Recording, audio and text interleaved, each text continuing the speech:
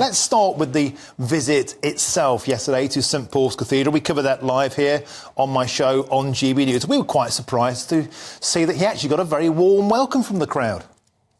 He did. I mean, I suppose by definition, if you turn up at St Paul's, you're more likely to be cheering Harry. That's who you've gone to see, than shouting insults. But it has to be said, on a previous visit to the Platinum Jubilee, there were some boos for Harry and Meghan. But no, he got a warm reception from the crowds, and he got a very warm reception from his uncle and his aunt, Charles Spencer, the Earl Spencer, and Lady Jane Fellows, Diana's siblings. And I thought that was rather nice. I think it would have been very sad if Harry, celebrating this incredible achievement of the Invictus Games, had no members of his family there at all. There were none from the actual royal family, the Windsor side, but at least he had some Spencer support and approval, and I thought that was nice. The answer to that, Jenny, is that the Spencers were nice to him because he hasn't been continually having a pop at the Spencers in the press like he has the Windsors.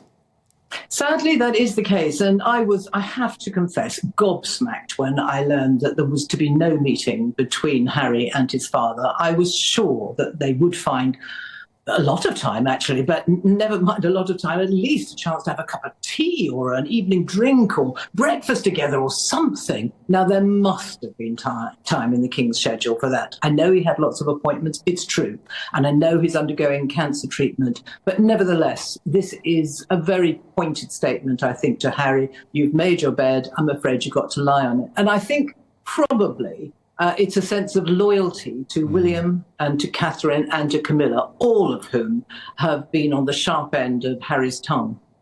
You know, Jenny, when the King announced his cancer struggle, and of course Princess Kate, a lot of us were very charitable, thinking, OK, this is the moment now. Blood is thicker than water. The trials, the tribulations of such a serious thing is surely going to bring them together. But, Jenny, that hasn't happened, has it? If anything, people were commenting yesterday to GB News saying maybe the King just doesn't need all the stress of this, the drama, the constant tension. Maybe, as hard as it is to do, uncoupling, as it were, is the best thing for him. Yeah, well, I thought at the funeral of the Duke of Edinburgh, then the funeral of the Queen, surely those would have been occasions for the family to come together. Didn't happen then. It's not happening now, even with this cancer treatment.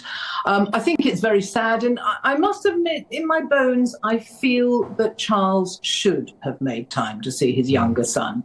I know we've talked about all the rest of it, loyalty to his nearest and dearest, the working royals, his family.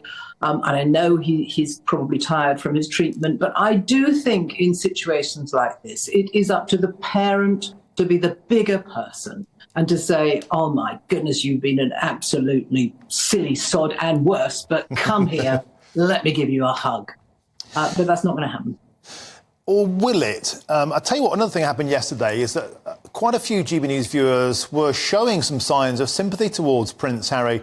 They were saying they felt it was cruel for him to be so publicly shunned. He cut a solitary and a lonely figure walking up those steps, I thought, yesterday, Jenny, despite the rictus grin, despite the wave, despite the adulation from a small but vocal crowd, he looked very, very alone. And when I saw in the press this morning a simple map, the King a mere 3 miles away, and yet emotionally an eternity away, people were saying this is starting to feel a bit harsh on Harry. He is a guy, after all, who before has said he struggled with his mental health. Do you think there's anything in that? Is it time to say, look, come on, to get together is best?